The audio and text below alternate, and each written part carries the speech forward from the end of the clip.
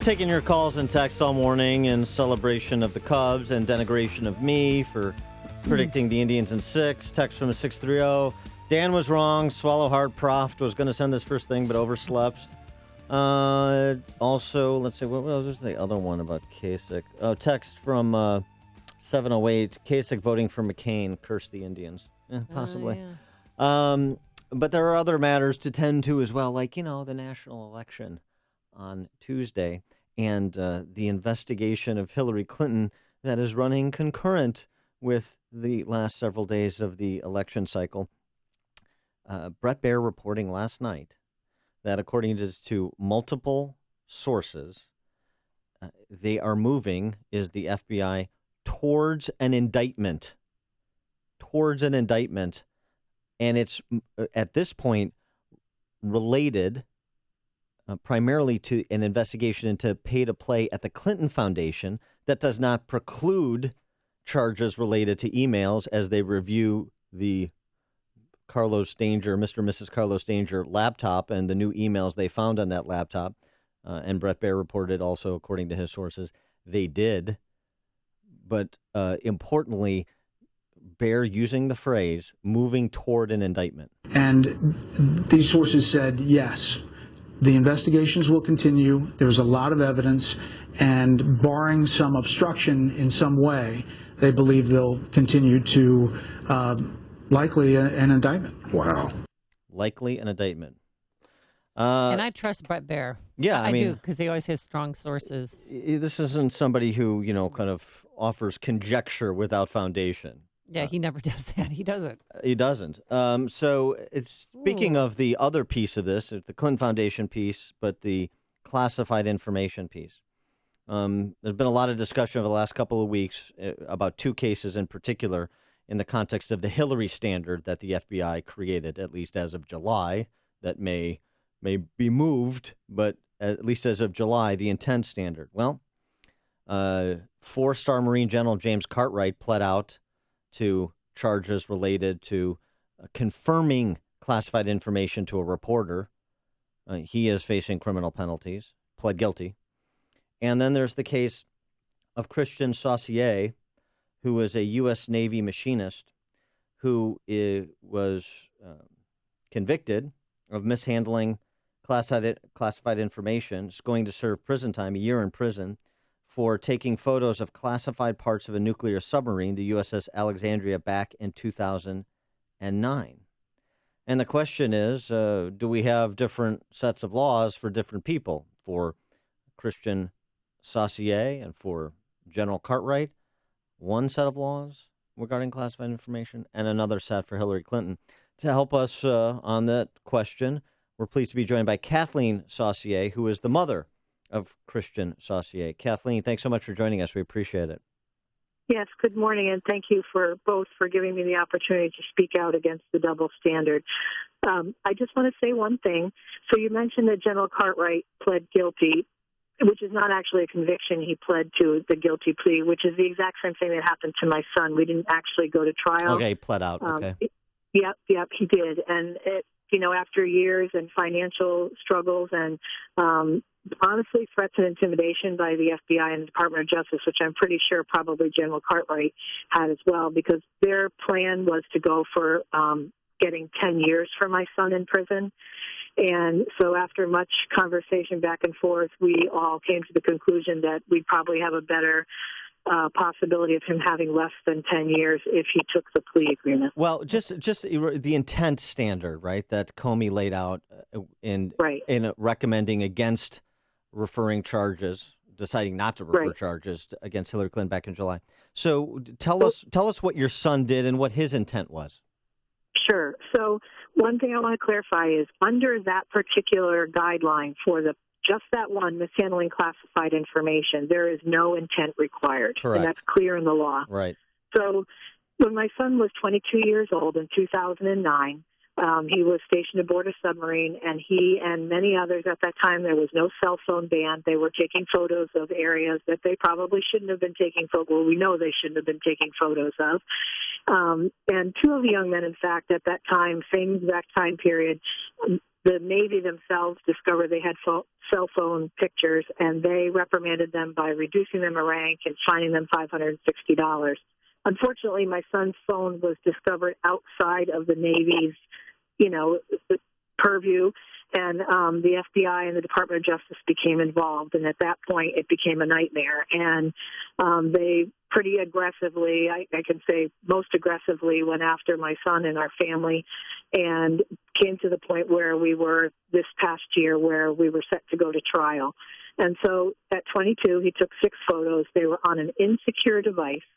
And just as Hillary Clinton having emails on an insecure device, where it stops is that the judge clearly stated during my son's sentencing hearing that there was no evidence whatsoever that he ever shared them, and no evidence whatsoever that he had any intention to harm our country or to harm anyone else, that they were merely for him keepsakes to share with his family and to have to say, this is what I did when I was, 22 years old. And that's where the difference is, because obviously emails are transmitted. That's why we have them, So her emails have been transmitted over and over. That, to me, is where it's so, so clear about the double standard. How can my son, he's accepted responsibility. He knows that what he did was wrong. He had 6 photos on his cell phone, insecure device, classified photos, which, by the way, were the lowest level of classification in the classification rating system, whereas I believe, from what I've read, that Hillary Clinton had emails on there that were classified at very high levels of classification as well. So you said they made your life very difficult. What exactly did they do to you and your son? Well, obviously the interrogation, those types of things. I can tell you that I was a community servant. I worked in the federal government. I've worked in community service for 25 years, in the federal government for the past 8 years, and they came to my job. They came to my home without a warrant. They actually came to my home with guns pointed at me, asking to enter my home. And when I asked for clarification, did they have a warrant? And they stated no. And I told them that they would not enter my home.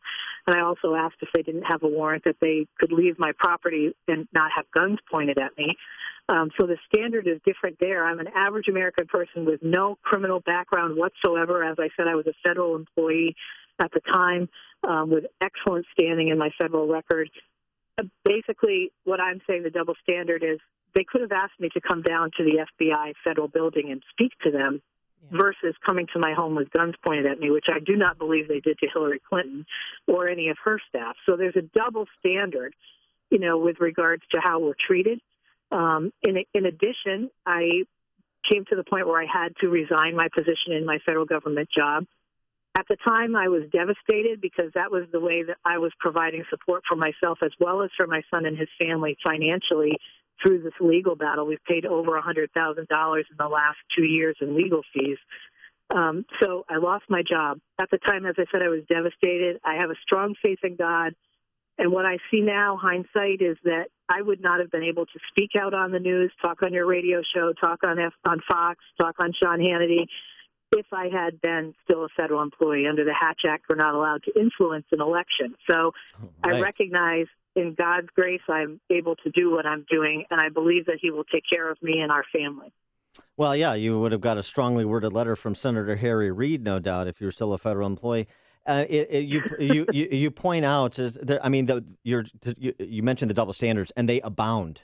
The double standards you're pointing out, and I just want to put an exclamation point on them, because something else Bret Baier reported last night on Fox, in addition to saying the multiple sources he has are saying the case is moving toward a likely indictment, he also reported FBI sources say with 99% accuracy that Hillary Clinton's server had been hacked by at least 5 foreign intelligence agencies and that information had been taken from it. So if that turns out to be true, we've got the top foreign policy official in the United States government violating the law, exposing national secrets. Whether her intent, as you point out correctly, is irrelevant.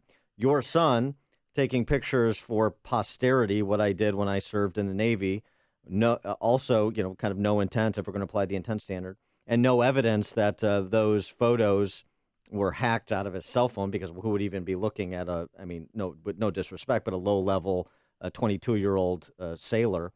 And I mean, and then compare and then how you were treated in addition to the penalties your son has now facing and what is happening with Hillary Clinton, as well as her phalanx of aides and lawyers that surround her. It is really jarring. I mean, it's unfortunate that your family, your son, has to be used as the counterexample of the rule of law, but that's really what I see happening here.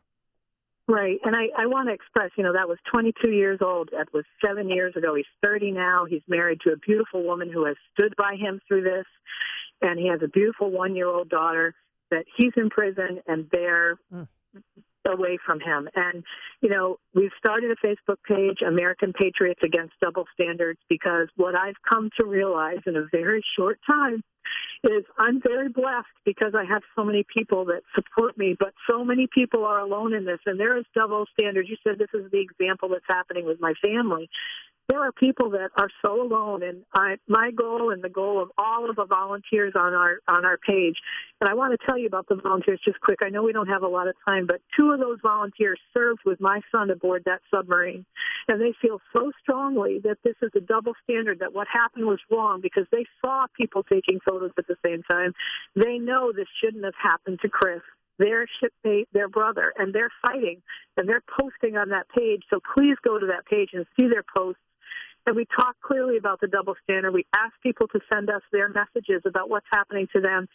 We're just getting through. We just have only been up for about a little over a week and a half, and we've got over 13,000 followers so far. And I've had probably 10 messages, stories from people of similar double standards, and we are going to help and fight for them as well, because it's not just about Chris. It's about, in my family, it's about every average American patriot in the United States of America.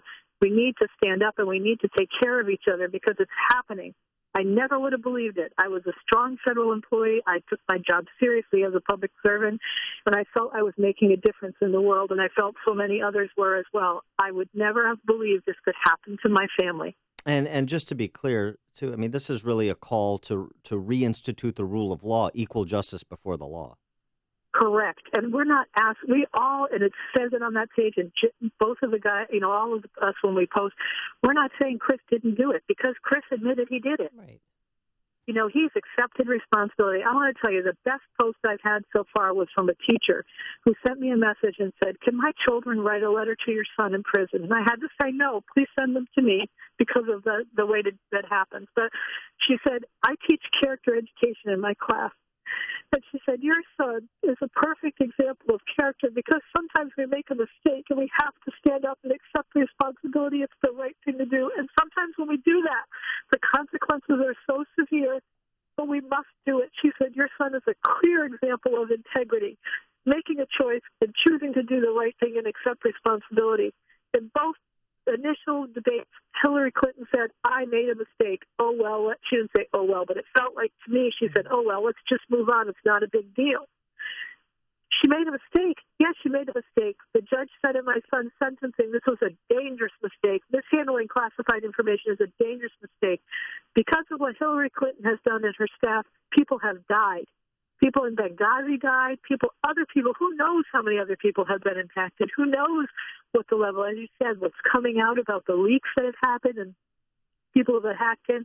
Who knows how many deaths of our servicemen and women and even our public servants have happened because of what she has done, her negligence. Certainly, Kathleen, our hearts go out to you and your son. And again, that website, our Facebook page is American Patriots Against Double Standards. She is Kathleen Saucier. She's the mom of Christian Saucier. Kathleen, thanks for coming on and sharing your story. Keep the faith, and good luck to you and your son and your family. Thank you. God bless. Thank you. And she joined us on our turnkey.pro answer line.